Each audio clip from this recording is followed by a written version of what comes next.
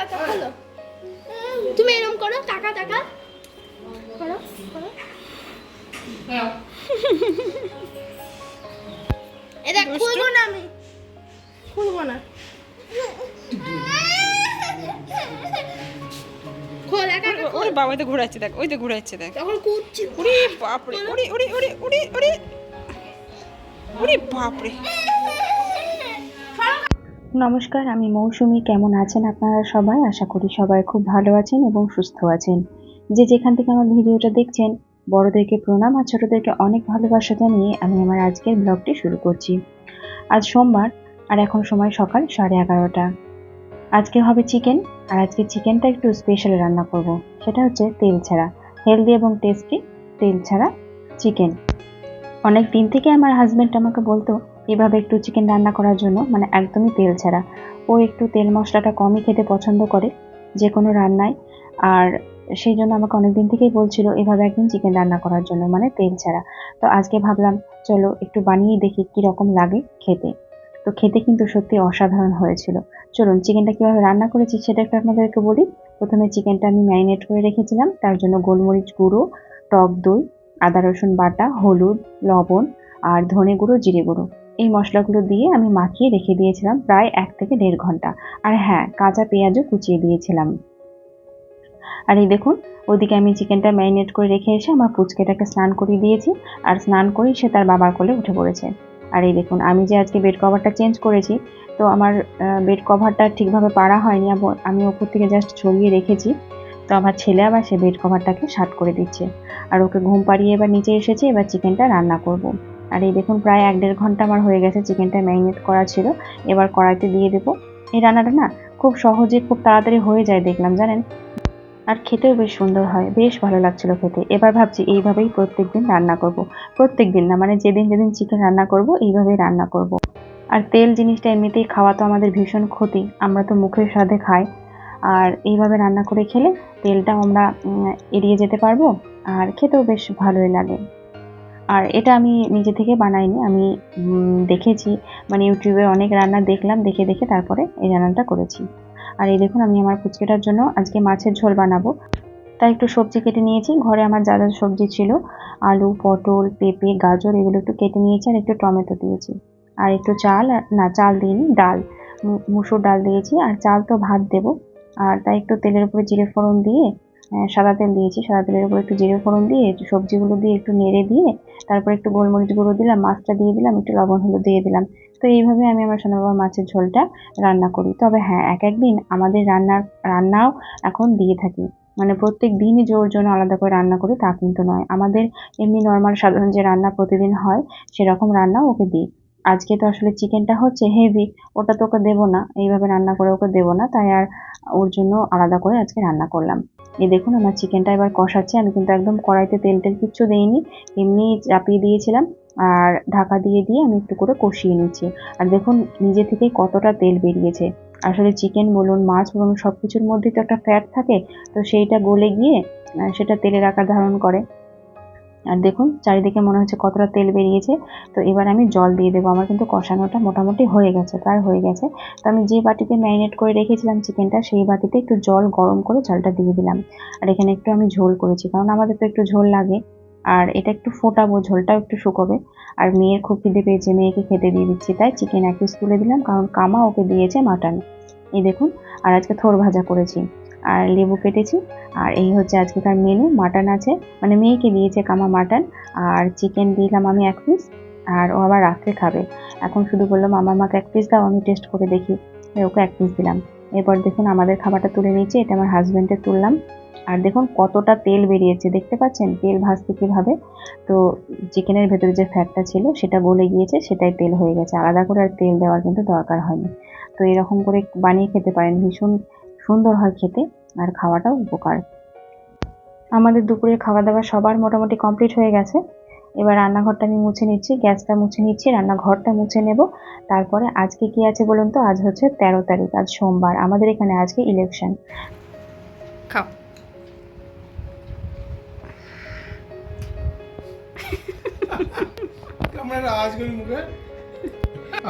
খেলো বাবা, খাও। ভালো তরমুজ, ভালো। ভালো ভালো ভালো খাও খাও খাও তুমি খাও খাও এ না এ দেখো এটা খাও খাও তোলো তোলো বলো খাও তোলো তোলো তাই দাও কেন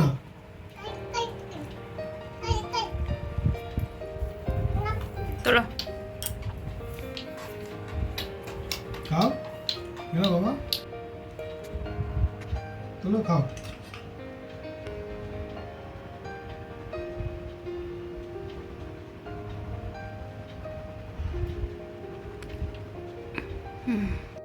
এই দেখুন ভোটার কার্ড নিয়ে নিয়েছে হাতে, এবার যাব ভোট দিতে।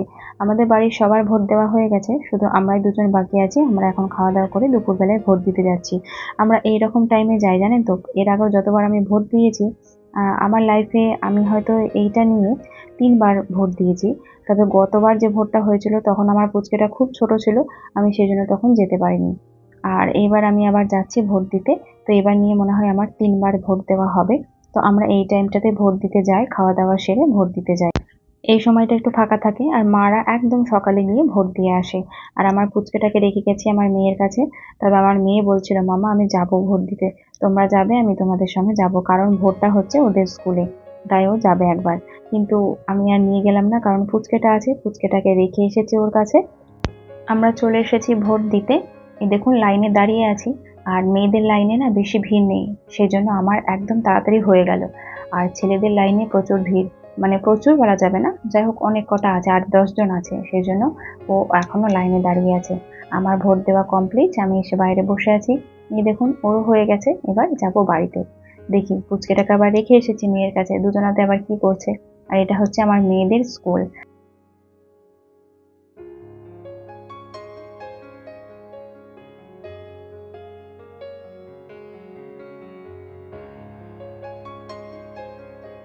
এ বাবা কি করছো তুমি? দিদির সঙ্গে খেলছো? আমি কোথায় গেছিলাম? কোথায় গেছিল গো মামা? আমি কোথায় গেছিলাম বাবা? বলো ভূত। এই দেখো নতুন জামা পরেছি, দেখেছো? আমি কোথায় গেছিলাম? মামা বেবে চলে এসে তোমাকে তো নিয়ে যায়নি মামা বেবে বাবা, তোমাকে তো নিয়ে যায়নি। তুমি যাবে? যাবে তুমি? ওই দেখ মোবাইলে নেশা হয়ে যাচ্ছে। সরা সরা মোবাইল সরা, সরিয়ে দে মোবাইল সরিয়ে দে।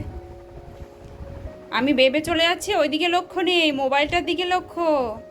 আমি ভুটি চলে গেলাম, আমি কিন্তু ভুটিটি চলে গেলাম, তোমাকে নিয়ে যাব না। এ দেখো নতুন জামা পরেছি আমি, চলে যাব তো? ভুটিটি চলে যাব তো? বলো, এ দেখো নতুন জামা, দেখেছো? যাবে না আমার সঙ্গে? কি হলো? দাও মোবাইলটা, দাও দাও মোবাইল দাও।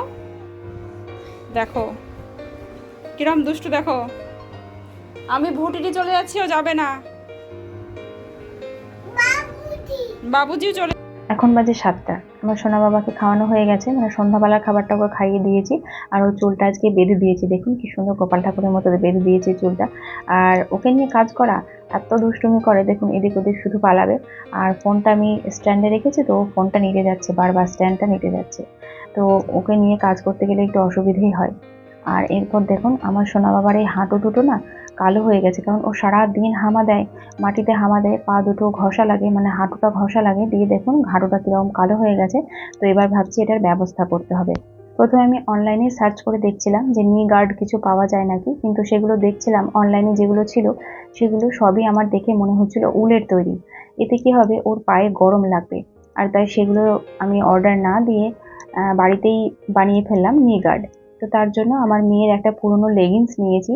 আর এই লেগিংসটা একটু মোটাও আছে, আবার এটা যেহেতু গেঞ্জি কাপড়ে তাই এটাতে কোনো গরম লাগারও ব্যাপার নেই। তাই এই লেগিংসটা দিয়ে আমি বানিয়ে দিয়েছি আমার সোনা বাবার জন্য দুটো নি গার্ড। আর তার জন্য আমি কেটে নিলাম, প্রথমে মাপ করে কেটে নিয়েছি, তারপর একটু সাইড দিয়ে সেলাই করে নেব, কারণ এটা ওর পায়ে একটু বড় হবে। আর পায়ে বড় হলেতে পা থেকে নেমে বেরিয়ে চলে আসবে, তাই এটাকে আমি সাইড দিয়ে একটু সেলাই করে নেব। সেলাই করে নেওয়ার পর এটাকে আমি সাইজ করে কেটে নেব। দেখুন আমি একটু সেলাই করে নিয়েছি, সেলাই করে আমি পুরোটা মানে কেটে নিয়েছি। এরপর যে সাইডটা আমি কেটে নিয়েছিলাম সেই সাইডটাও আমি সেলাই করে নেব।